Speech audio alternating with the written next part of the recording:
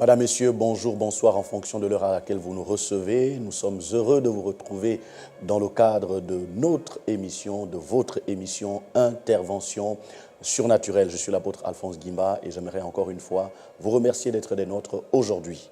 Seigneur notre Père et notre Dieu, nous te recommandons ces moments que nous voulons passer avec tes enfants, avec ton peuple, abondamment représenté à travers le monde entier. Laisse que ta grâce et ta faveur nous permettent d'avoir une bonne émission. Seigneur, permets que chaque mot, chaque phrase puisse trouver de la place dans nos cœurs afin que nous puissions recevoir la transformation et surtout l'intervention de ta part. Étends ta main et accomplis ton plan. Nous nous levons contre toute forme d'oppression, contre les entités qui empêchent l'accès à la parole dans les cœurs et qui empêchent que la parole trouve de la place. Merci pour ta fidélité. Nous comptons sur ton aide pour pouvoir bénir quelqu'un aujourd'hui au nom de Jésus. Amen.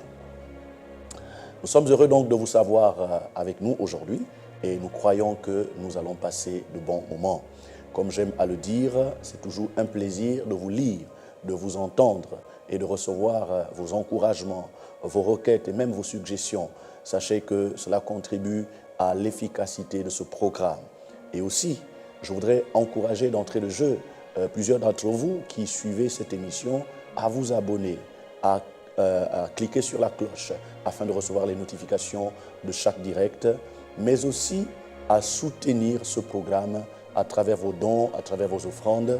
Nous avons les numéros qui sont en permanence affichés. Sachez que la production d'une émission nécessite toujours une certaine logistique. Et cette logistique a besoin d'être, n'est-ce pas, accompagnée par des moyens financiers.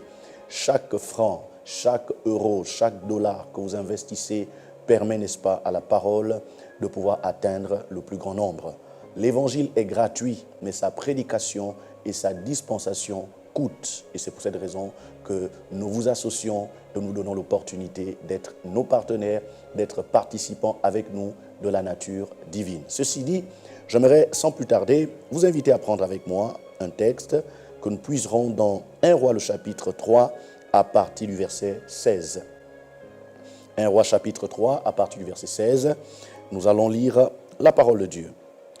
Salomon, dont nous sommes au verset 16, 1 Roi 3, on va aller rapidement, verset 16. Voilà, nous sommes donc dans 1 Roi chapitre 3 à partir du verset 16. Alors deux femmes prostituées vinrent chez le roi et se présentèrent devant lui. L'une des femmes dit « Pardon, mon Seigneur, moi et cette femme, nous demeurions dans la même maison et je suis accouché près d'elle dans la maison. 3 jours après, cette femme est aussi accouchée. Nous habitions ensemble, aucun étranger n'était avec nous. Nous, dans la maison, il n'y avait que nous deux. Le fils de cette femme est mort pendant la nuit parce qu'elle s'était couchée sur lui. Elle s'est levée au milieu de la nuit, elle a pris mon fils à mes côtés tandis que ta servante dormait et elle l'a couché dans son sein. Et son fils qui était mort, elle l'a couché dans mon sein. Le matin, je me suis levé pour allaiter mon fils et voici, il était mort. Je l'ai regardé attentivement le matin et voici, ce n'était pas mon fils que j'avais enfanté. L'autre femme dit, au contraire, c'est mon fils qui est vivant et c'est ton fils qui est mort. Mais la première répliqua, nullement, c'est ton fils qui est mort et c'est mon fils qui est vivant. C'est ainsi qu'elle parlait devant le roi. Nous allons nous arrêter par là. Alors, cette portion des Écritures nous parle donc de l'histoire de deux prostituées qui, dans leurs activités, on va dire professionnelles, avaient comme ça, par hasard, de manière accidentelle, attrapé des grossesses. Et il semble que toutes deux ont accouché presque au même moment. Peut-être pas le même jour, mais à un intervalle peut-être de 1 ou de 2 semaines. De telle sorte que, comme elles habitaient dans la même maison et dormaient dans la même chambre, alors chacune avait la responsabilité d'allaiter son fils. Mais il semble que l'une d'elles, malgré que déjà elle menait une vie pénible et difficile, mais elle avait aussi fait le choix d'être alcoolique et peut-être de noyer ses problèmes en buvant beaucoup d'alcool. Et comme on le sait, boire de l'alcool nous rend inconscients et parfois peut entraîner des situations catastrophiques. La Bible dit que cette femme, dans son sommeil, étant ivre, va se coucher sur son propre bébé et ce dernier va mourir par étouffement. Et quand elle se réveille en pleine nuit, elle se rend compte qu'elle vient de commettre l'irréparable. Alors, elle décide de mettre en exécution un plan machiavélique et méchant. Elle décide d'échanger son bébé mort avec le bébé vivant de l'autre qui était profondément endormi. Et elle s'est dit que l'affaire va être vite fait bien réglée. Alors, le matin, celle qui dormait profondément et qui avait le fils vivant, quand elle veut allaiter son fils, elle se rend compte que le fils qu'elle a dans son sein est mort. Et elle l'examine et regarde attentivement. Elle se rend compte que non, son fils n'a pas les traits que ce dernier avait. Vous savez que chaque femme qui accouche connaît son fils, connaît son enfant et a des traits spécifiques. Pendant que vous voyez juste à distance, mais la femme a un regard perçant qui permet, n'est-ce pas, d'avoir des détails que parfois même le père n'a pas. Donc, consciente qu'il y a un jeu qui venait de se jouer et que sa voisine venait, n'est-ce pas, d'échanger son bébé vivant avec un bébé mort, alors elles ont commencé à se chamailler, elles ont commencé à se disputer, et pendant qu'elles se chamaillaient, elles ont décidé de porter l'affaire auprès du roi. Je rappelle que le roi Salomon venait à peine d'être établi, et c'était donc son premier jugement. La Bible nous dira que quand elles se sont présentées, la femme qui se plaint d'être victime d'un échange de bébés va prendre la parole en premier et va raconter l'histoire. Et va conclure en disant « Cette femme a volé mon bébé vivant et m'a donné son bébé mort. » Et à peine avait-elle fini de faire son récit que l'autre se défend en disant « C'est faux, au contraire, c'est plutôt mon enfant qui était vivant et ton enfant est mort. » Alors nous savons que par la suite, Salomon a dû trancher, il a demandé qu'on lui amène une épée et il s'apprêtait à fendre en deux l'enfant qui était vivant afin de donner à chacune d'elles une portion, puisque toutes deux affirmaient avec insistance que le bébé vivant lui appartenait.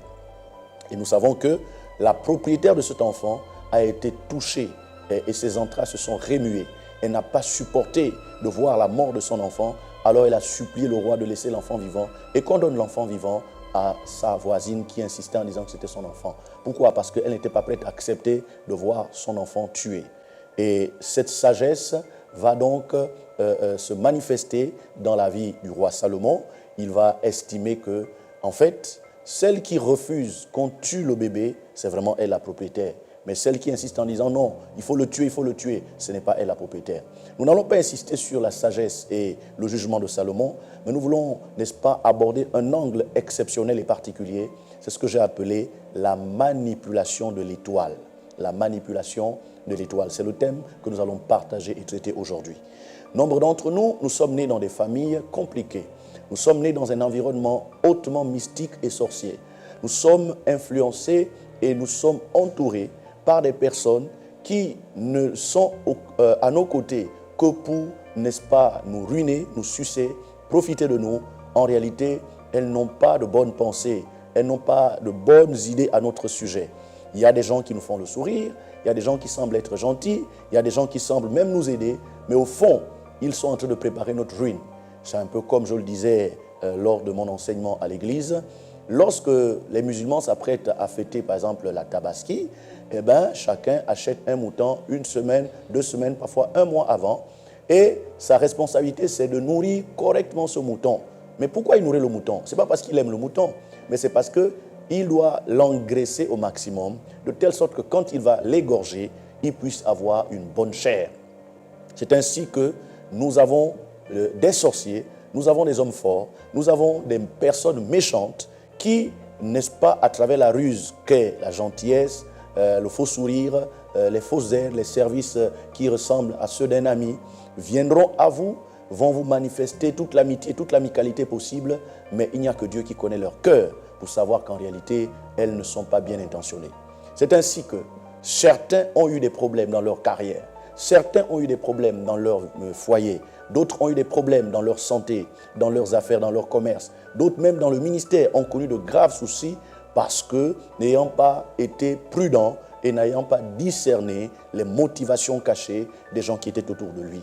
Bien-aimés, quand nous parlons de manipulation de l'étoile, cette histoire nous montre clairement que si nous sommes mal entourés, si nous sommes avec des gens dont nous ne connaissons pas les motivations, il se peut que dans notre environnement, il y ait des sorciers, il y ait des gens qui ont, n'est-ce pas, une autre vie, qui ont une autre nature, qui assistent à des rencontres nocturnes et mystiques et qui peuvent être à l'origine de notre malheur. Cette femme ne savait pas que sa copine n'était pas en réalité une copine, que sa voisine n'était pas une bonne voisine, mais qu'elle était méchante, elle était sorcière. Comment quelqu'un qui prétend être ta copine, ta sœur, va se permettre, parce qu'elle a perdu son enfant, de l'échanger avec ton enfant qui est vivant? C'est ainsi que nos étoiles, ici, sont comparées à des bébés. Et nous savons que le bébé, c'est l'espoir et l'avenir d'une famille, l'espoir d'une mère, l'avenir d'un père. En fait, le bébé est le prolongement du bonheur d'un foyer. Et la suite logique qui viendra sécuriser nos jours de vieillesse quand nous serons faibles, l'enfant qui a grandi devient maintenant papa et maman parce qu'il continue à prendre soin de ces derniers, n'ayant plus les mêmes capacités à la fois physiques et intellectuelles comme dans les 10, 15, 20 années auparavant. Bien-aimés dans le Seigneur, plusieurs parmi nous, nous sommes victimes par naïveté d'une manipulation de notre étoile. Nous sommes avec des gens que nous pensons être des gens qui nous aiment. Nous sommes avec des gens que nous pensons être compréhensifs, se battant pour nos intérêts. Il y a même des gens qui vous donnent l'impression que oui, je me bats pour ton dossier, je suis allé cogner des portes, j'ai fait tout ce que je peux. Vraiment, il faut que tu travailles, il faut que tu sois intégré, il faut qu'on t'augmente, il faut qu'on te donne cette voiture. Quand tu l'écoutes au premier degré, tu es impressionné, tu dis, oh, voici quelqu'un qui m'aime. Mais Dieu seul sait que la plupart d'entre eux, parfois, ce sont des sorciers. Je n'ai pas dit tous, mais parfois, ce sont des sorciers. Le sorcier, c'est celui qui a une double nature. Le sorcier, c'est celui qui te fait croire qu'il t'aime alors qu'en réalité, il ne t'aime pas. Le sorcier, c'est celui qui, derrière des compliments et des flatteries, en fait, est en train d'exprimer l'envie et la jalousie parce que quelque part, tu brilles, quelque part, tu réussis, quelque part, tu avances. C'est cela, le sorcier. Le sorcier, c'est celui qui a un double langage.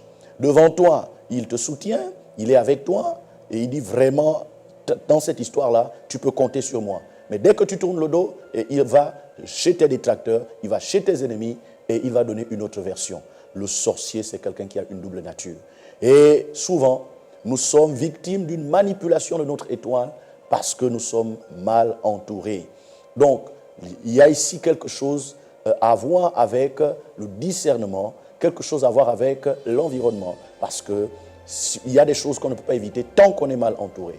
C'est pourquoi, par le discernement, nous pouvons donc recevoir de Dieu la lumière et l'information juste et qui nous permettra, n'est-ce pas, de nous éloigner et de nous séparer de ceux qui semblaient être nos amis alors qu'ils sont en réalité nos ennemis.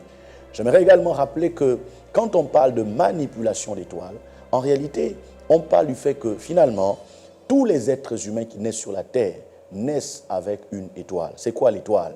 L'étoile n'est rien d'autre que l'ange que Dieu affecte à chaque être humain. Tout enfant qui naît sur la terre vient avec un ange dont la mission est de le sécuriser, de le guider et de le conduire jusqu'à ce qu'il devienne adulte et qu'il fasse le choix d'être soit avec Dieu ou avec le diable. Celui qui fait le choix d'être avec Dieu, l'ange continuera à travailler en sa faveur, il sera d'ailleurs à son service. Et celui qui fait le choix d'adorer le diable, eh bien l'ange se retire et ce sont les démons qui vont continuer le travail. Permettez-moi de rappeler que dans Hébreux le chapitre 1, le verset 13, on nous dit « Qui sont les anges ?» Des esprits au service de Dieu, mandatés pour exercer un ministère en faveur de ceux qui doivent hériter le salut. En tant qu'héritier du salut, l'ange de l'Éternel qui campe autour de ceux qui le craignent pour les arracher au danger va continuer à nous sécuriser, à nous délivrer, à nous protéger, à nous délivrer des situations de sécheresse, d'accidents, d'agressions, de tromperies, d'empoisonnement. L'ange le fait.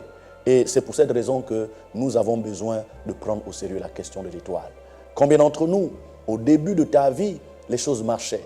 Quand tu étais au primaire, tu étais un as, tu étais toujours major, tu étais toujours parmi les 5 premiers.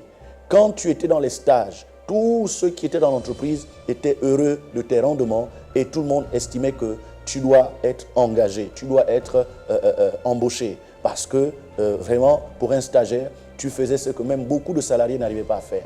Combien d'entre nous avons été surpris du fait que malgré les compliments, malgré les bonnes notes qu'on avait, on se retrouve recalé au bac, recalé au BPC, recalé par rapport à une licence, à un DUT, par rapport à un doctorat, une agrégation, tout simplement parce qu'on n'a pas réalisé que la vie n'est pas qu'une affaire physique, n'est pas qu'une affaire naturelle. Il y a deux mondes, le monde naturel et le monde spirituel. Il y a deux réalités, la réalité visible et la réalité invisible. C'est par le traitement et la protection de notre étoile que nous pouvons terminer ce que Dieu nous a fait grâce de commencer. Si nous étions intelligents, il faut veiller à ce que notre étoile soit protégée afin que cette intelligence nous soit profitable et qu'elle ne nous amène pas à être exposés. Vous savez que certains se sont retrouvés, par exemple, tués ou enfermés ou jetés en pâture. Pourquoi? Parce que ils ont dégagé une intelligence qui a créé, n'est-ce pas, la panique autour d'eux. Et il y a des gens qui se sont dit, si on le laisse comme ça, il risque de prendre notre place. Donc il est important de considérer l'étoile. Il est important, beaucoup appellent l'étoile la chance. Voilà. Et quand on n'a pas cette étoile, beaucoup parlent du karma, de la malédiction. En réalité, tous les êtres humains réussissent ou échouent en fonction du traitement ou de la gestion de cette étoile. Celui qui traite correctement son étoile, celui qui veille sur son étoile, il va prospérer. Il va réussir dans sa carrière musicale, footballistique, professionnelle. Peu importe. Ce qui est sûr, la réussite ne dépend pas forcément de l'intelligence, encore moins des opportunités. La réussite, c'est un concours d'un ensemble de choses, y compris le fait que tu sois favorisé par ton environnement. Il y en a qui sont mal entourés, mais qui finissent par réussir. Pourquoi? Parce que leur étoile brille, leur étoile scintille. Il n'est pas rare de dire que quand quelqu'un, par exemple, une star, on dit de ce dernier qu'il brille. Quand quelqu'un, je ne sais pas moi, vient de remporter un prix ou bien obtenir, je ne sais pas moi, un prix Nobel, on dit qu'il brille. Lorsque quelqu'un réussit dans son commerce, on dit qu'il brille. Donc, l'étoile est une réalité que tout le monde connaît, mais que tout le monde n'a pas la capacité de comprendre et de décrire. En fait, vous qui me suivez, vous avez une étoile, même si vous n'allez pas à l'église, vous avez une étoile. Mais écoutez, l'étoile vient avec la grâce, et la grâce a une durée de vie. Dieu attend que vous puissiez faire le choix de revenir à lui, de l'adorer, parce qu'il vous a donné son étoile, pour qu'à terme, vous puissiez l'adorer, le glorifier. Dieu nous a créés pourquoi? Pour servir à la louange de sa gloire. Donc, l'étoile que Dieu t'a donnée, ce n'est pas pour que tu ailles la pervertir dans une mauvaise vie, dans une vie indécente, dans une vie qui ne glorifie pas le Seigneur. C'est afin de le glorifier, c'est afin de l'honorer, c'est afin de le louer. D'ailleurs, parlant de nos prouesses, de nos succès, l'apôtre Pierre dit, Dieu a préparé d'avance des œuvres afin que nous les pratiquions. Donc, j'aimerais dire à quelqu'un, il y a une étoile qui existe et qui a besoin d'être protégée, qui a besoin d'être préservée et qui a besoin d'être dépoussiérée afin qu'elle retrouve son éclat. Je disais donc qu'il y a des gens qui avaient une vie apparemment bonne ou peut-être même excellente, mais avec le temps, c'est comme si les choses ont commencé à se gâter, à se compliquer. Quand c'est ainsi, comprenez que l'étoile est en train de diminuer en éclat. C'est un peu comme une ampoule qui ne bénéficie plus d'une bonne énergie. Par exemple, la lampe torche qui utilise des piles, quand les piles sont neuves, la lumière est vive. Mais au fur et à mesure que les piles se déchargent, la lumière est en train de diminuer au point de complètement s'éteindre. Tu as une étoile, j'ai une étoile. Ma responsabilité, ta responsabilité est d'identifier quelle est l'étoile que Dieu m'a donnée et ensuite comment la protéger, comment la préserver. En Christ, tu peux restaurer ton étoile. En Christ, tu peux faire briller ton étoile, même si quelque part tu étais en train de dégringoler et tu étais en train de voir une forme de déclin dans tout ce que tu essaies d'entreprendre. Et c'est à ce sujet que dans le livre de Daniel, on nous dit que ceux d'entre le peuple qui connaîtront leur Dieu agiront avec fermeté. Ils brilleront à toujours et à perpétuité comme le soleil et les étoiles. Voyez-vous, la réussite est appelée aussi la brillance des étoiles. La bénédiction est appelée dans ce texte l'éclat de l'étoile. Plus ton étoile brille, plus tu réussis dans ce que tu fais. Alors, pour revenir à l'histoire de ces deux prostituées et l'enfant vivant qui était disputé, j'aimerais dire que beaucoup ont été victimes du diable et de la sorcellerie parce qu'ils ont passé tout leur temps à dormir. À quel moment cette prostituée qui avait elle-même tué son enfant a échangé l'enfant mort avec l'enfant vivant de la voisine? C'est pendant que la voisine dormait. Si vous lisez la Bible, on vous parle d'un homme qui avait planté une bonne semence dans son champ. Et quand il allait dormir, pendant la nuit, son ennemi est allé planter l'ivraie, qu'on appelle aussi la mauvaise semence. Et le matin, quand les serviteurs vont visiter le champ, ils se rendent compte qu'il n'y a pas que la bonne semence qui est en train de pousser, mais il y a également l'ivraie. Alors, ils disent, mais qu'est-ce qui s'est passé? Qui a fait cela? Et le monsieur de dire, c'est mon ennemi. Parce qu'ils se sont même proposés d'essayer d'enlever la mauvaise herbe, qu'on appelle aussi l'ivraie. Et le propriétaire du champ dit non, ne touchez pas. Parce que si vous essayez d'enlever l'ivraie, vous risquerez en même temps d'enlever la bonne semence. Parce qu'à une certaine taille, les deux se ressemblent. Ils ont le même feuillage, la même couleur. C'est ainsi que certains parmi nous, dans la recherche des solutions par rapport à leur santé, à leur mariage, à leurs études, à leur recherche d'enfants, ils ont essayé des méthodes. Ils sont allés chez des marabouts, des voyants, des gens qui pratiquent la divination, la chiromancie, la cartomancie, l'augure, la lecture des boules de cristal, l'invocation des morts. Et malheureusement, ce sont des choses qui leur ont amené beaucoup de problèmes.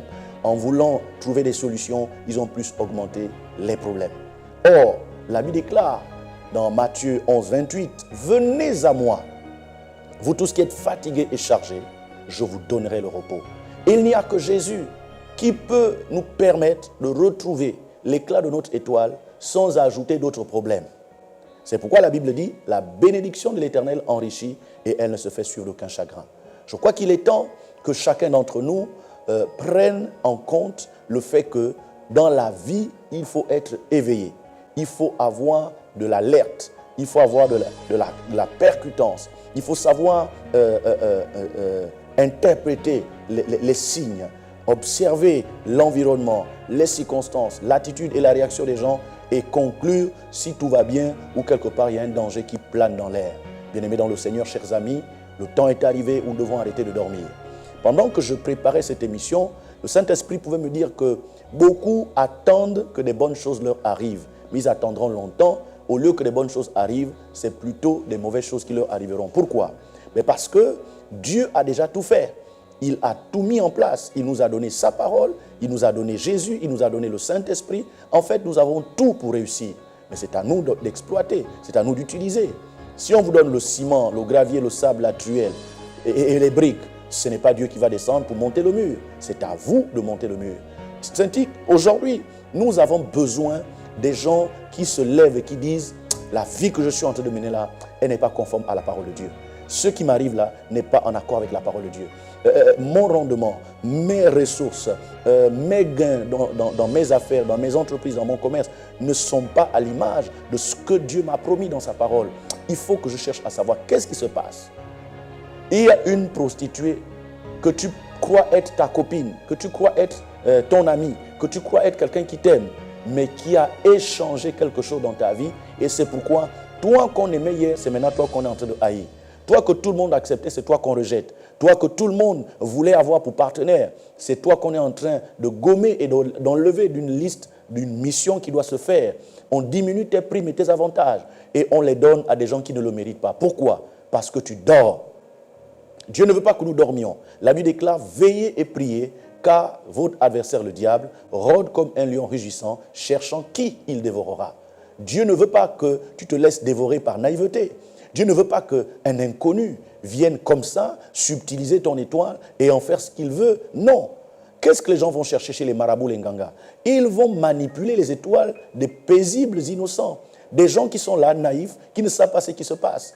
Tu vas voir une copine qui dit « Ma copine, donne-moi ton t-shirt là. J'ai un rendez-vous. J'aime ton t-shirt là. Donne-moi ça. » Ou bien « Donne-moi d'abord ta gourmette. » Ou bien « Donne-moi ta montre. » Et toi, naïvement, tu donnes, mais tu ne sais pas qu'en fait, en lui donnant cela, on va retirer ton étoile et la personne va briller de ton éclat et toi, tu seras terne et tu ne comprendras pas l'origine de l'obscurité et de cette pesanteur. Chers amis, c'est le temps de sortir du sommeil. La Bible déclare, réveille-toi, toi qui dors, relève-toi d'entre les morts et Christ t'éclairera. Je suis en train de voir une génération d'hommes et de femmes qui ne va pas continuer à laisser le diable faire son désordre, à se laisser faire. Non, ce n'est pas parce qu'on m'a attaqué que je vais laisser tomber. Ce n'est pas parce qu'il y a les ténèbres, ce n'est pas parce qu'il y a la sorcellerie que je vais laisser tomber. Non, la Bible dit que Dieu a fait tout ce qui est nécessaire. La Bible déclare que sa divine puissance nous a donné tout ce qui contribue à la vie et à la piété.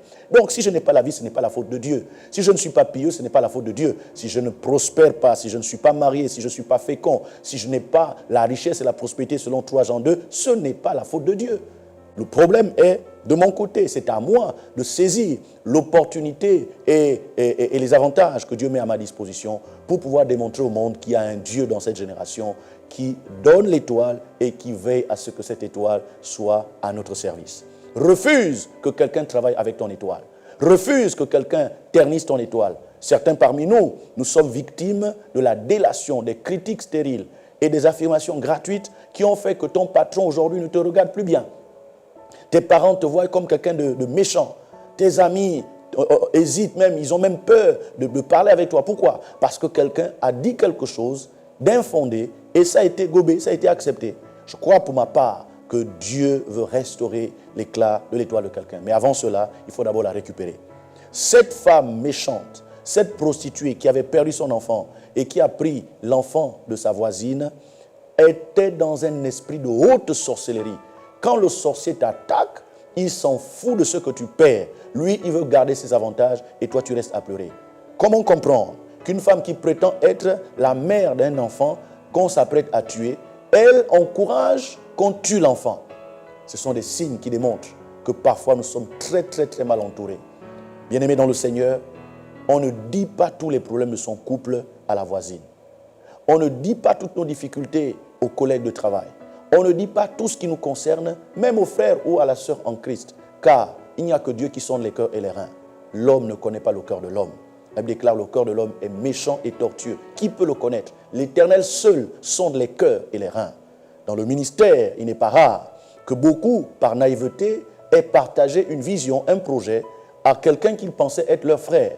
Et puis finalement, le temps passe, les mois, des années, il n'arrive pas à exécuter. Mais quelque temps après, il se rend compte que celui à qui il a partagé le projet est déjà même à la vitesse de croisière de l'exécution et de la mise en œuvre de ce projet. On se pose la question de savoir à quel moment il a pensé faire cela. Eh bien, il s'est tout simplement servi de ta naïveté. Tu as été pour lui une source qui a alimenté ses idées et aujourd'hui, il est en train de briller avec ton idée, avec ton étoile. Chers amis, sortons de la naïveté. Quittons l'obscurité des ténèbres, sortons du sommeil et commençons à regarder les choses en face. Il y a des choses que Dieu nous dira à l'avance, mais il y a des choses pour lesquelles nous-mêmes nous devrions appliquer. Jérémie chapitre 33, le verset 3 qui déclare, je cite, « Invoque-moi et je te répondrai, je t'annoncerai des grandes choses, des choses cachées que tu ne connais pas. » N'attends pas que Dieu vienne te parler. Si tu vois qu'il y a des choses qui ne marchent pas, si tu sens des choses bizarres dans ta vie, si tu sens que dans ta santé, tes finances, ta vie de prière, les choses ne marchent pas comme tu veux, va vers le Seigneur. Cherche la face de Dieu. Va en retraite. Prie. Invoque Dieu. La Bible dit, invoque-moi au jour de la détresse, je te délivrerai. Et en retour, toi, tu vas me glorifier. Écoutez, la religion nous rend hypocrites et nous amène à louer Dieu même quand on est malade, à louer Dieu même quand on pleure, à louer Dieu même quand le mari vient de nous virer. Mais la Bible dit dans le psaume 16, si tu m'invoques au jour de la détresse, je te délivrerai. Et comme je vais te délivrer, naturellement, tu pourras me glorifier. Le temps est arrivé où on doit quitter l'hypocrisie. Quand ça ne va pas, il faut invoquer Dieu. La Bible déclare, quelqu'un parmi vous est-il dans la souffrance, qu'il prie. Quelqu'un est-il dans la joie, qu'il chante les cantiques.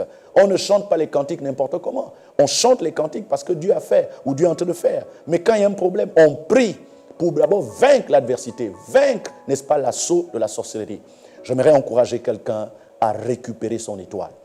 Refuse que quelqu'un te manipule. Il y a par exemple des gens, ils viennent à vous, animés d'un esprit que vous ne connaissez même pas, et puis vous disent des choses, voilà, tu es là comme un beau, regarde ce qu'on a fait sur toi, regarde ce que les autres font. Et puis toi, tu réagis sans réfléchir. Tu ne te dis même pas, bon, je vais d'abord me faire ma propre analyse, je vais mener mon enquête avant de prendre une décision. Tout de suite, tu réagis. Et en réagissant, très souvent, nous tombons dans le piège. Nous faisons des erreurs. Pourquoi? Parce que la réaction est toujours basée sur les émotions. Et elle est basée sur le fait que nous avons été touchés dans notre orgueil, dans notre amour propre. Bien-aimés, ne soyons pas des réactionnaires. Soyons des gens qui agissent à propos. Soyons des gens qui agissent parce que éclairés. La Bible déclare, tous ceux qui sont conduits par l'Esprit de Dieu sont fils de Dieu. J'espère et je prie que ces moments, que cette émission vous aide d'abord à récupérer votre étoile et surtout à la protéger. Bien-aimés dans le Seigneur, on peut vous voler tout, mais refusez qu'on vous vole votre étoile.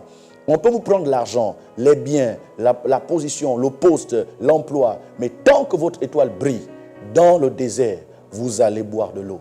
Vous savez, et je termine avec cela, dans notre pays, par exemple le Gabon, je sais que dans plusieurs pays il y a aussi cet aliment, le manioc. La bouture de manioc est telle que quand vous la prenez et que vous la jetez devant n'importe quel sol, elle va toujours pousser. Même si elle ne produit pas les tubercules de grosse taille, mais elle va toujours pousser. Pourquoi? Parce que c'est sa nature. Tandis qu'il y a d'autres cultures, il faut d'abord travailler le sol d'une manière exceptionnelle pour pouvoir espérer que ça pousse et ainsi manger le fruit de ce dernier. J'aimerais dire à quelqu'un, si tu as l'étoile et que ton étoile brille, quel que soit l'environnement, quel que soit l'endroit où on va te jeter, tu vas prospérer. Regardez Joseph. Au milieu de la haine de ses frères, il a prospéré. Au milieu des attaques de la femme de Potiphar, la femme de son maître, il a prospéré.